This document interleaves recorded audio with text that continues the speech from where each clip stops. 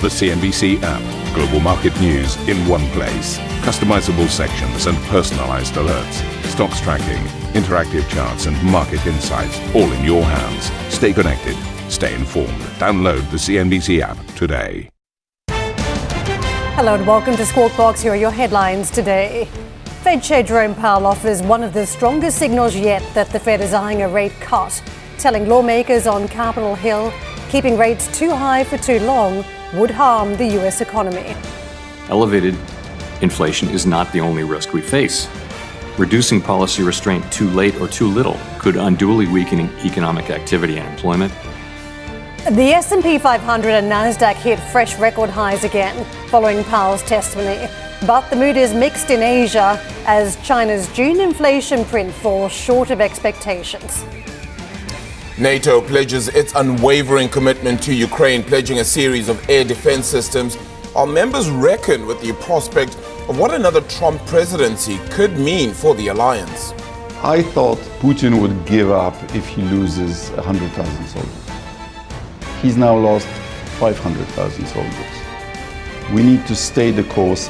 Donald Trump's position is the most pro-European position also what we can get. A 30,000-strong Samsung labor union declares an indefinite all-out strike, demanding better wages and benefits on the back of the group's blockbuster sales and profit growth.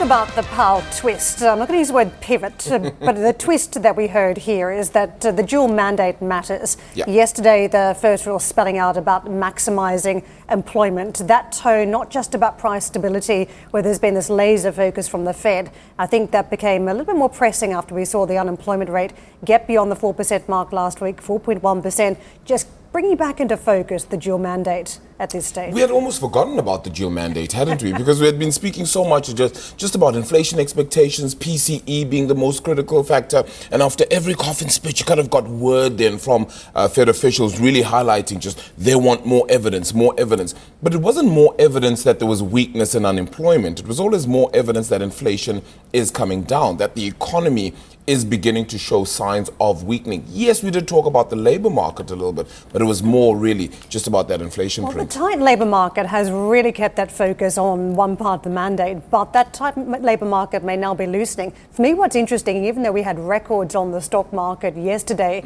these were very slim ranges that we were witnessing. So there's been a lot of buying on the rumour so far as we've been moving towards hopes of that first rate cut. What comes next? Just what sort of momentum is left in this market? And is there an element of caution coming up to earnings season as a result? But let's just get into the detail around Jay Powell. The Fed chair said holding rates too high for too long could jeopardise economic growth, and that more positive economic data would strengthen the case for rate cuts. Addressing US lawmakers on Capitol Hill, Powell said he's seen progress on inflation and the labour market, adding the policymakers are balancing the risks of reducing rates too soon or too late. Powell struck a cautious tone when it came to spelling out the central bank's next move. I guess I would say it this way. It doesn't seem likely that the next policy move would be a rate increase. We don't take things like that off the table, but that does not seem the likely direction. The likely direction does seem to be in, as we make more progress in inflation and as the labor market remains strong, we begin to loosen policy at the right moment. All right, let's get into a story that I think has been very interesting now. I mean, Microsoft and OpenAI's relationship has been one that the market and some other players in the space have really been questioning a lot. Of course, Microsoft having invested quite heavily in OpenAI to get to where it is in some respect right now. And the news right now is that Microsoft says it has given up its non-voting board observer seat at OpenAI and says that the seat is not necessary after OpenAI's significant progress, ultimately saying that we've gotten them to where we think is a relevant place now. Of course, the expansion of OpenAI into other, tech players as well has been significant, and they feel like now they don't need to necessarily stay in the game to OpenAI necessarily right now. Are they talking about one particular Cupertino giant? that has a partnership now with the OpenAI technology, ChatGPT. I mean, Apple, yesterday we saw Apple and Microsoft fighting it out for market leadership. And if you're talking about two dominant players here, one using the other's technology through a partnership, I mean, this is gets a bit sticky, doesn't it? Where you've got who's owning what technology, who's getting a profit, who's got what type of power, if there's a board seat, who is observing what sort of business dealings are taking place. And this is huge business we're talking about. I mean, the OpenAI partnership with Apple, this is powering Apple's entire AI strategy at this stage. Apple doesn't have a fallback other than to use this technology. So you can see how sticky things might be getting for regulators if Microsoft's watching these business activities that OpenAI has with a major competitor. I mean, what happens also today then? We also have Samsung's own sort of releasing new devices, etc. Are they going to bring in OpenAI in some way? I mean, OpenAI have still, in all of this, have still suggested that they will host regular meetings with partners such as Microsoft and Apple, investors Thrive Capital and Khosla Ventures as well. Somewhat of a new approach, as it were. This is according to the FT, of course, as we're reading out right now. I wonder if someone in Brussels is doing a silent cheer that the industry is now getting the message and doesn't even have to bring cases. The industry is now self-regulating to an extent. Yeah, I mean, just speaking of Apple, and let's unpack that market movement, right? Because a lot of what we saw from this market movement was really just tech-based. So much so, in fact, that you saw the likes of the tech sector actually close in record territory yesterday. They weren't necessarily the leaders in this market movement overall, but still significant enough to close in record territory in yesterday's marginal uptick across the board. 7 of the 11 sectors managed to also tick higher than by the close of trade yesterday. It was actually led, believe it or not, by the financials. Significant enough, of course, because we're headed towards that earnings season, and we'll unpack a little bit of that and what the calendar pretty much looks like on that front. But also, it was on the back of Jay Powell having, of course, had his testimony then to Congress, highlighting that growth becomes very important, that the jobs market, that labor market is the one we also would begin to lose out a little bit more on, and that the dual mandate matters. There's also 2 risks here. We may be cutting a little too late if we keep rates too high, and that impact on the economy could be quite severe. So you'll see a slight uptick here, perhaps a calm before the storm somewhat, as we head towards that CPI print tomorrow, and of course then that earnings outlook as it begins to kick in, that earnings calendar as well. Dow Jones down for a second day in a row. The Mag 7 though, this is what has really been really fascinating. Is there beginning to be some very clear and stark divergence then across the board when it comes to the tech players? Of course, we had seen for most parts of the last year and beginning of this year in some respects that a lot of these tech players were just bought in with AI being a key strategy.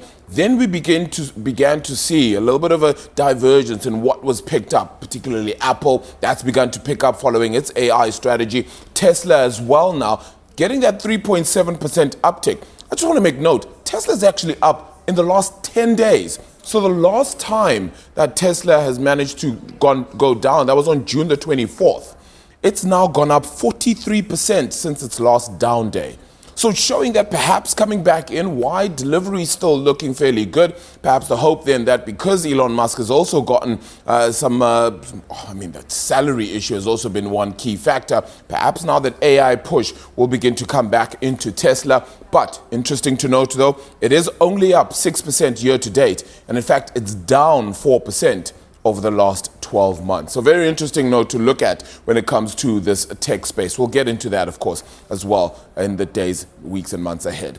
On to treasuries then as well. So U.S. treasuries there slipped as Fed Chair Jerome Powell told lawmakers he is worried about that dual mandate. That jobs cycle is going to be very important to look at. So you saw a slight uptick then in those yields. 4.3% now is where you're seeing the 10-year perhaps hold out a little bit more, but the market is anticipating rate cuts. In fact, a 70% chance then that cuts could come in September. That could be the beginning. 50 basis points of cuts still priced into this market picture. The more rate-sensitive 2-year note at 4.63 right now. Now, as I said, the Fed is reportedly considering what is now going to be a rule change that could actually save US lenders billions of dollars in capital. I mean, some might ask, well, we're not sure if they actually need it, but nonetheless, this is what the Fed is doing. It is according to Reuters then, which says it's looking to upgrade its GSIB surcharge, an extra layer of capital that is imposed on the global systematically important banks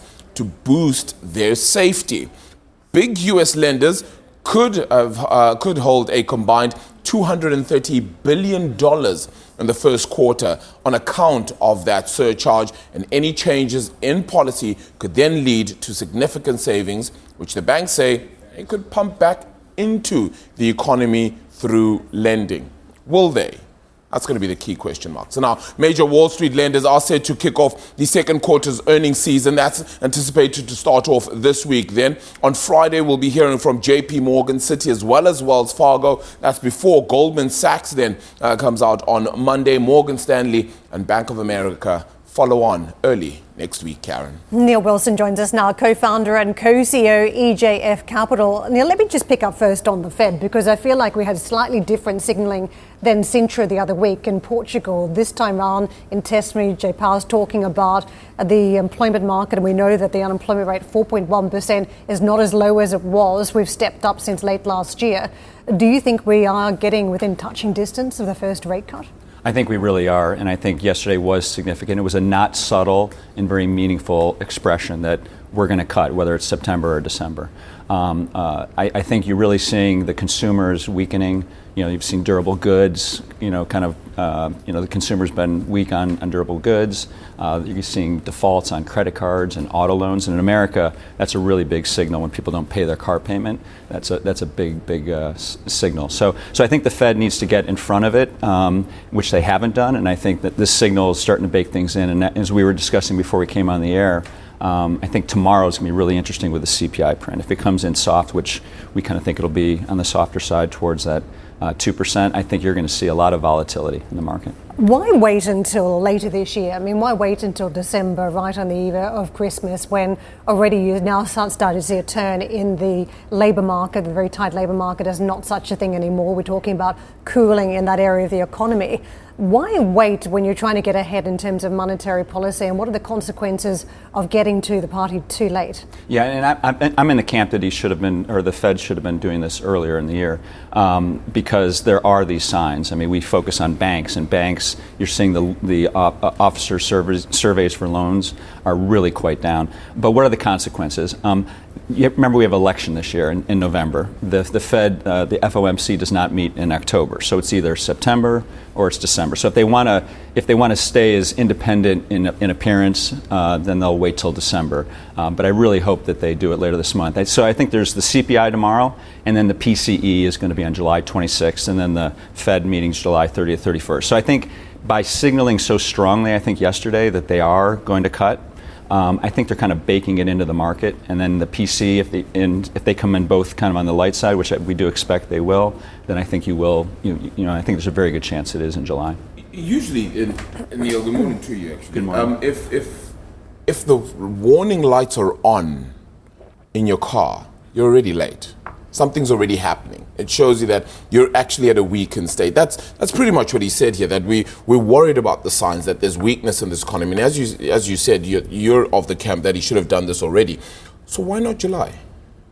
I think the concern is really about politics. I mean, you have an election coming up, and it's if you look at the history, the Fed tries to either do it earlier in the year prior to the election or after. So I think that's really the dictation. But I think the right thing for the economy absolutely is to do the cut. Yeah. Because, I mean, the unemployment, remember, labor is a lagging indicator. Yeah. I mean, when you start seeing this acceleration in unemployment, the unemployment rate's not very high, historically, but the acceleration over the last, 3 months has been quite interesting. Plus, if you look under the hood of the jobs numbers that came out last Friday, you're seeing a lot of part-time work in terms of the new jobs, and you're seeing a lot of people not quitting their jobs. They're hanging on to their jobs. That's telling you something. And then the wage inflation has been kind of getting muted. So what I would say is, let's look at the perspective. We're at like 177,000, 200,000 jobs per month. That's kind of like static. That's like the regular growth of the country. That's about what you would create. 2021, it was almost 600,000 jobs per month. Then it went down to 400,000. Yeah. Now we're down to under 200,000. So I agree with you completely.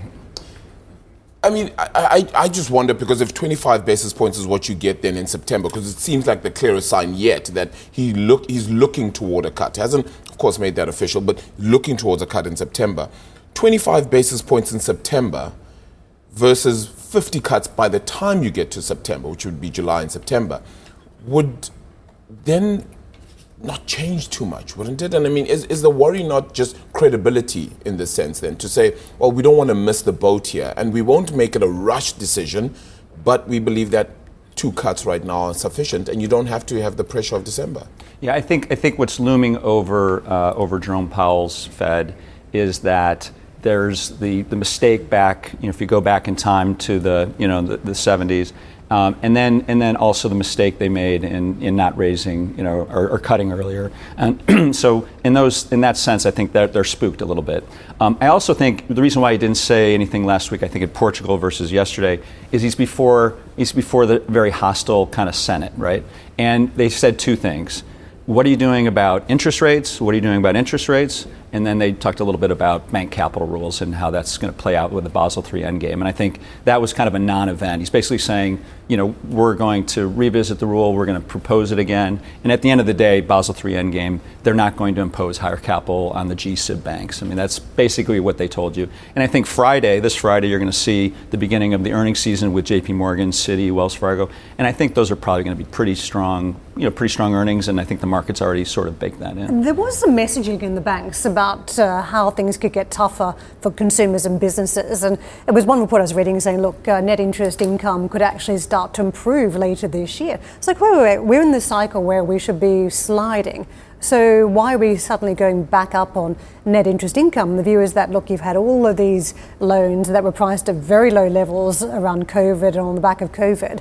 Some of those loans roll over, so then the banks reprice them higher, which is interesting because it means that businesses and consumers are on the wrong side of this cycle. So things are going to get even tighter. If the net interest income is going to go up for the banks, then it's going to hurt the economy, isn't it?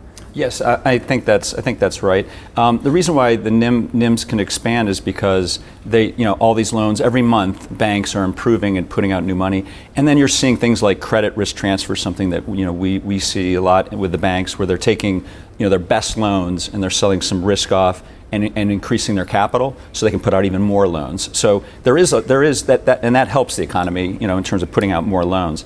But I think remember yesterday the chair of the Senate banking committee is Sherrod Brown. He's up for re-election this year. He's in a very tight race in Ohio, which has been leaning a little bit right. So he was going to sit up there, which he did yesterday, and pound interest rates and how it's hurting the consumer.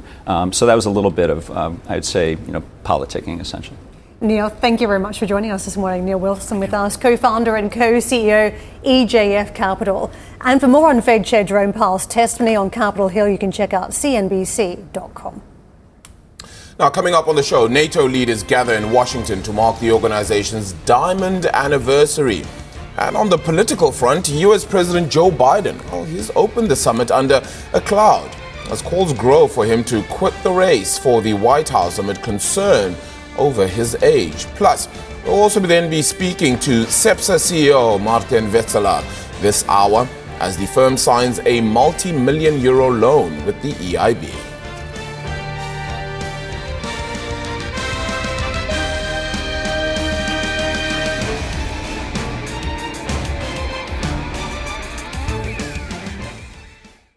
Listen to CNBC's Beyond the Valley, the podcast that explores the biggest tech news from across the globe. Join me, Arjun Karpal. And me, Tom Chitty, every week as we bring you insights into the top stories, unpack the latest trends, and find out where the industry is headed. Now available on Spotify, Apple Music, and Google Podcasts.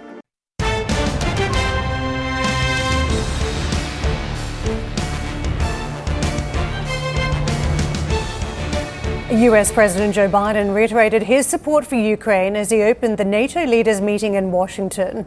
At an event marking the alliance's 75th anniversary, Biden described the group as more powerful than ever.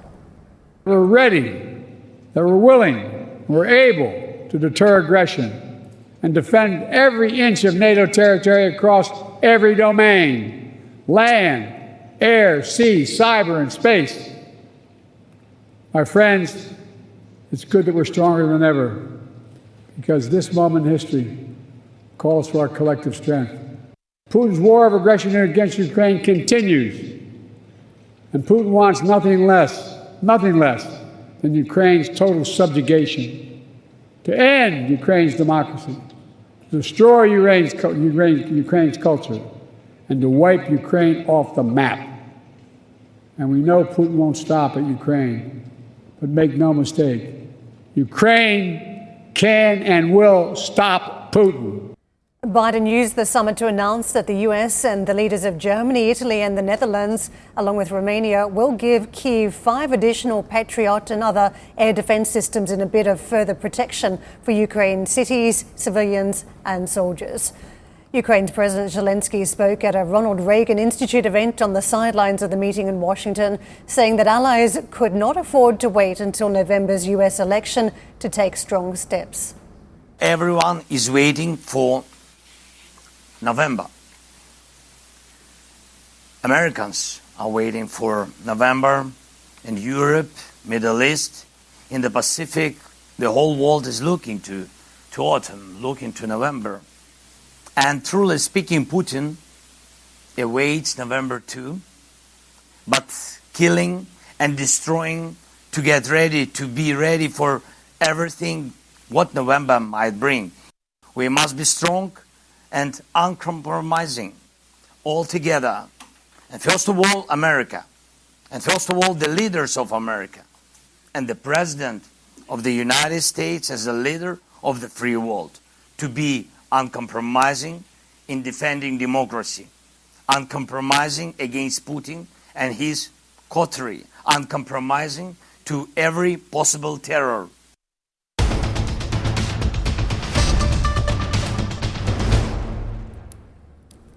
Our very own Steve is at the NATO meeting in Washington, speaking to top officials from across the alliance. Now, he did ask the Estonian Defense Minister, Hanno Pevkur, what a Trump victory could mean for NATO and Ukraine.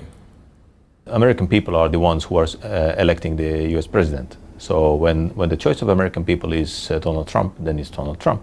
Then all the countries in the world, including Estonia, including the NATO allies, have to talk with this administration who will put in place.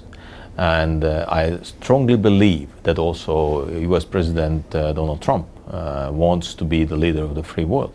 And he wants to show that, that the US will not lose the war in Ukraine because more is on stake. It's not only the decision of the United States. But what do you make of it when you've got the potential president of the United States that I can end this war in one day? I can end this war as soon as I get elected as well. That seems incredibly impractical, but what do you make of it? Well, I take this as a part of the campaign. So this is for sure, something we've seen many years before, and during the first kind of campaign of Trump against Hillary Clinton. So he's bold in his sayings, but then the reality comes, and then the everyday life comes.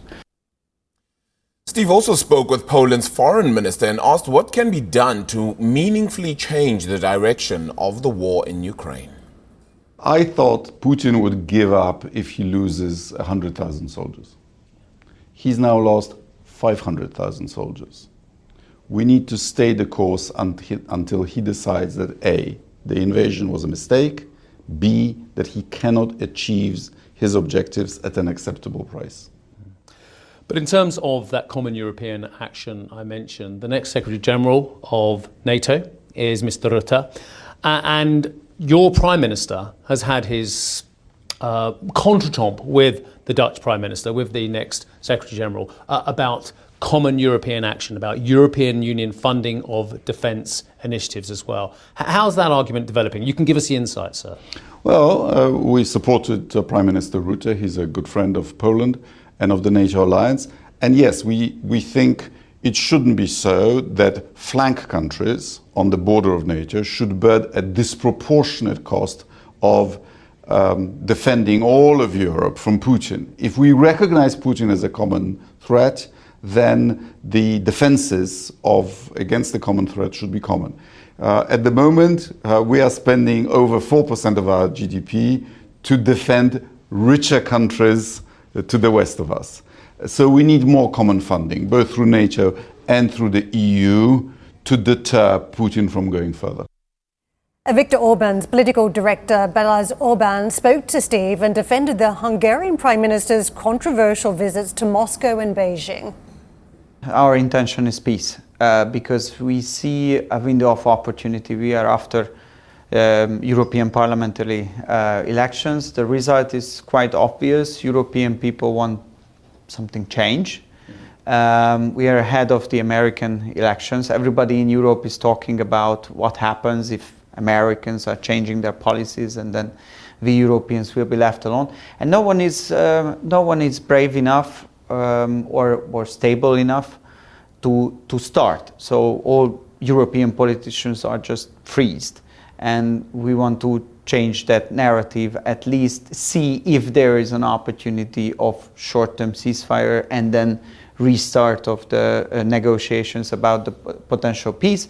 So Prime Minister Orban made the decision that he visits Kiev and then Moscow and then the other important partners, Beijing and Washington, and collects information and try to inform European leaders whether there is a possibility of doing something real, not just talking about peace. And having visited the Russian supporters in Beijing and having met Mr. Putin, we saw on Monday the bombing of a children's hospital in Kyiv. Would that indicate that Mr. Orban's shuttle diplomacy has failed? I don't think so. It shows exactly that what we need now is peace. We need to stop human suffering, and we need to stop people dying. And it happens not just, unfortunately yesterday or a day before, but regularly, every day, people and children are dying, suffering, millions of people are leaving Ukraine. We think that for nothing, because this conflict has no military solution. There will be no winning side at all, only losing side. So the sooner we are able to achieve a ceasefire, which means stop bombings on both sides, and sit down and use the negotiation tables to achieve something, it would be the better for everyone. Now, U.S. Democratic Representative Mickey Sherrill has called on President Joe Biden to end his re-election bid, becoming the party's 9th sitting House lawmaker, to publicly urge the commander-in-chief to step aside. Now, Sherrill praised the president's leadership but said the stakes were too high to stay silent. And behind closed doors, Democrats are reportedly expressing fears that Biden cannot win in November, but are refraining from publicly calling on him to step aside, saying they feel powerless to act in the face of the Biden-controlled White House and Democratic Party. Now, a state party chair told NBC News on the condition of anonymity that they would be, quote, crucified by the president's camp for stepping out of line on the issue.